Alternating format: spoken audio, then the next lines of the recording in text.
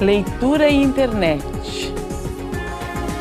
Com a imensa popularização da internet, ela é hoje um dos meios de comunicação mais velozes e completos, capaz de modificar a cultura da sociedade, facilitar as nossas tarefas cotidianas, aproximar continentes e enriquecer nossas aulas. Dessa forma, como diria Sérgio Amaral, a internet, além de apresentar um maior e mais efetivo acesso às informações, pode interferir na forma como essas informações serão utilizadas na aprendizagem de conteúdos significativos. Internet está dentro da sala de aula, está no nosso dia a dia, e como eu utilizo a internet e a relação que eu tenho com os conteúdos de uma determinada área ou de um determinado momento é fundamental. Eu posso utilizar de maneira coerente ou não, mas ela está interferindo sim no meu dia a dia.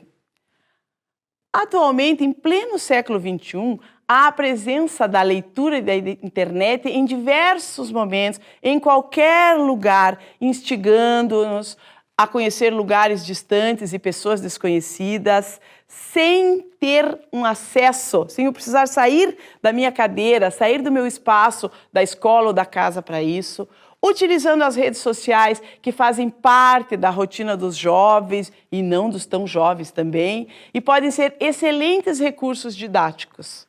Assim, nesse processo de busca de saberes, de construção de conhecimento, a internet tornou-se uma poderosa aliada na incorporação de saberes e de novos contextos, influenciando toda a sociedade e revolucionando a transmissão de informações.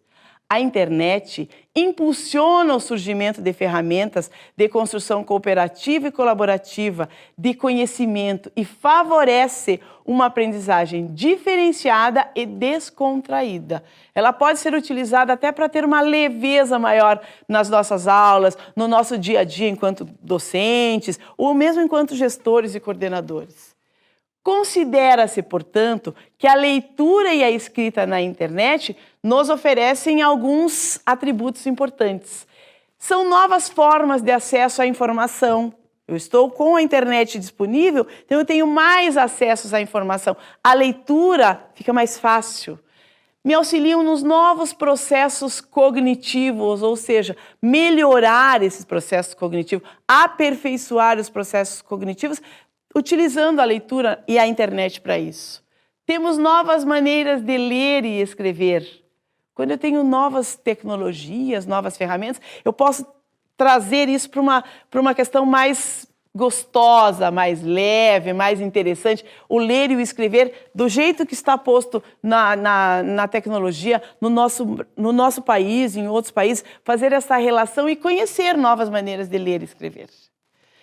E aí nós chegamos numa questão de texto. Eu tenho um texto impresso, que é algo que eu estou acostumado a ler nos livros, nos manuais, e hoje eu tenho um texto digital e eu tenho acesso às duas questões. Eu posso estar lendo um texto impresso e, de repente, buscar uma complementação disso num texto digital. Vamos conhecer um pouco as diferenças entre o texto impresso e o texto digital, até para perceber como eu posso utilizar isso no meu dia a dia na área educacional. O texto impresso tem limites claramente definidos e organizados hierarquicamente. Já o texto eletrônico, ele existe a possibilidade de criação novos hipertextos. Então, não é algo tão estático, não é algo tão redondinho. Eu posso trabalhar melhor com um texto eletrônico. O texto impresso é escrito e lido linearmente e sequencialmente.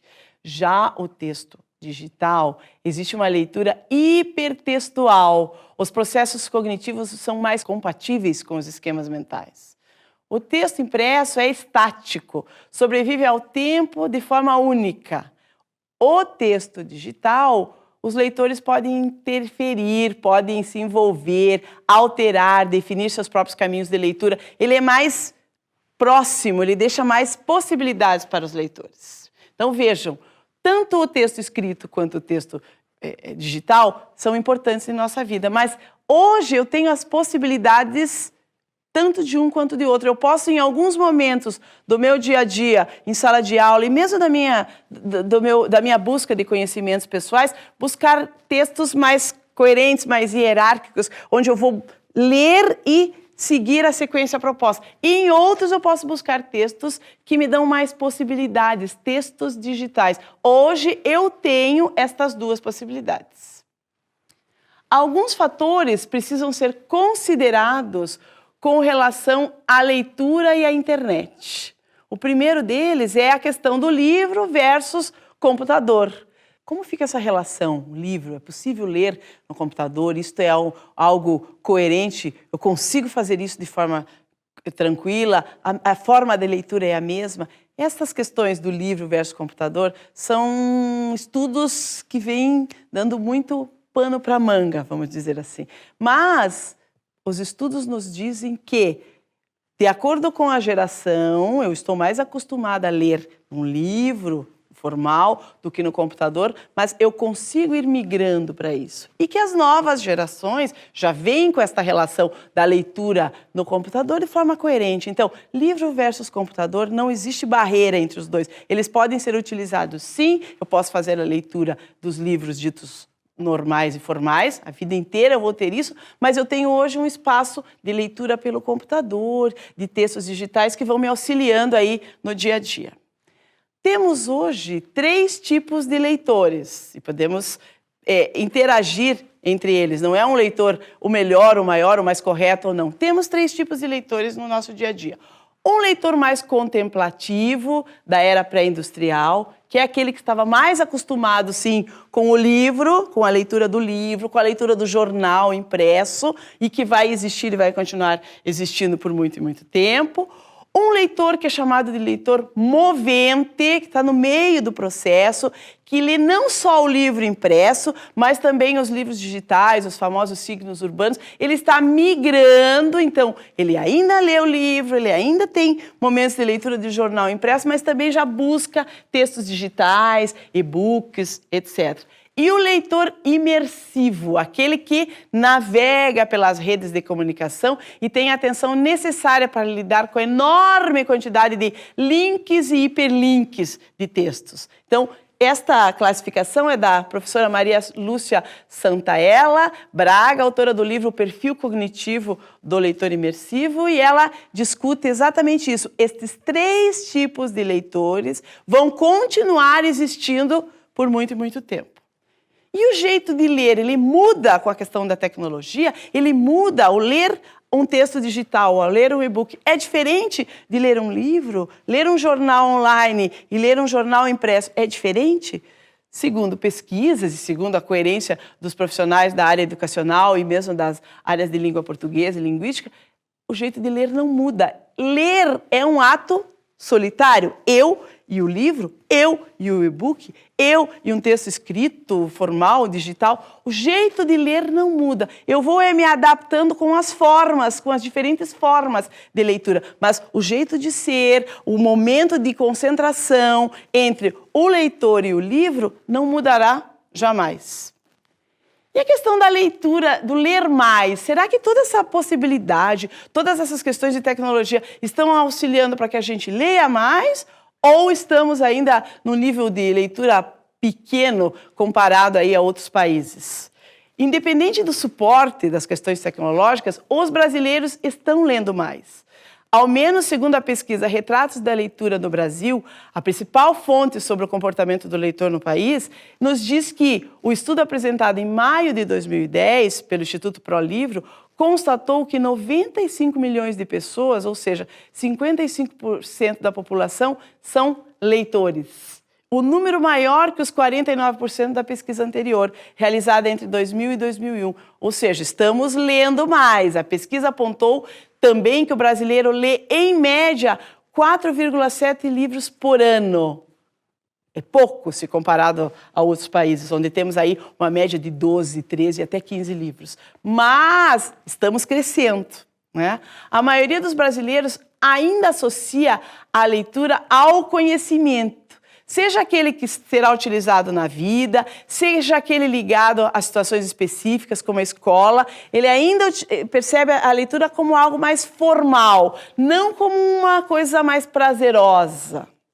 A internet pode mudar esse perfil, na medida em que enfrentar, como se espera que aconteça, a exclusão digital dentro do mundo. Isso é um conceito do organizador de retratos da leitura no Brasil, uma pesquisa e um livro que vem reunindo diferentes especialistas, discutindo, debruçados sobre essa pesquisa e discutindo como eu posso trabalhar melhor com isso. Alguns profissionais colocam que detestam a leitura online, que detestam ler no computador, que gostam mais do livro impresso. Outros já percebem que a facilidade da web, da possibilidade de textos digitais auxilia. Ou seja, esta discussão vai, eu acho que, continuar por um bom tempo. Mas o que nós temos de clareza é, nos últimos anos, segundo as pesquisas já apontadas, estamos lendo mais. O brasileiro está lendo mais, mas longe da quantidade que deveria ler.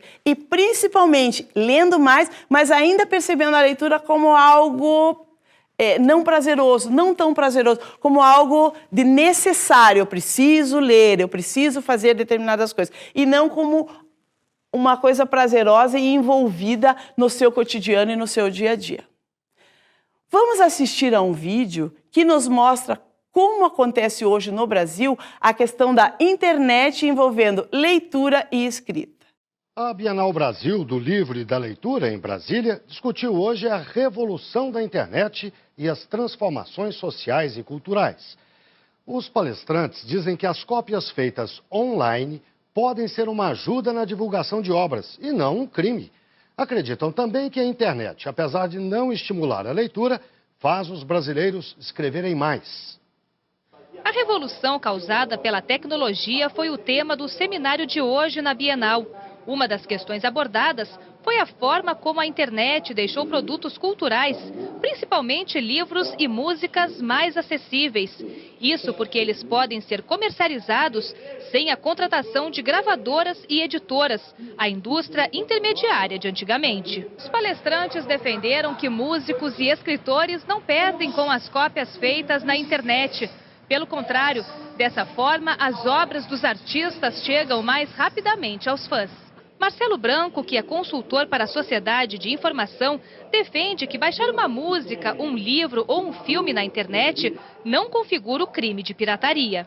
Isso, na verdade, é um discurso que alguns artistas engoliram, produzido pela indústria intermediária, a indústria que intermediava a relação entre o artista e o seu público.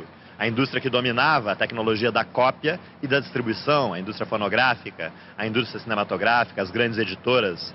Na verdade, o artista vive da sua obra principalmente pela difusão da sua obra. A internet proporciona que a obra seja mais difundida, que o artista seja mais conhecido, e o artista mais conhecido, obviamente, tem mais oportunidades de contratos com shows, mais bilheteria. Portanto, esse artista tem uma possibilidade muito maior de ser remunerado do que aquele artista que não tem a sua obra difundida, compartilhada através da internet. Apesar de não estimular o hábito da leitura, Sérgio Amadeu diz que o progresso no mundo virtual faz com que mais de 9 milhões de internautas brasileiros escrevam diariamente. A gente constata que os alunos de escolas boas de classe média não têm uma média de leitura satisfatória, leem por obrigação, quando leem, e, por outro lado, esses alunos são intensos usuários de internet e de redes sociais, ou seja, escrevem. É nesse sentido que você tem cada vez mais pessoas escrevendo, mas não lendo.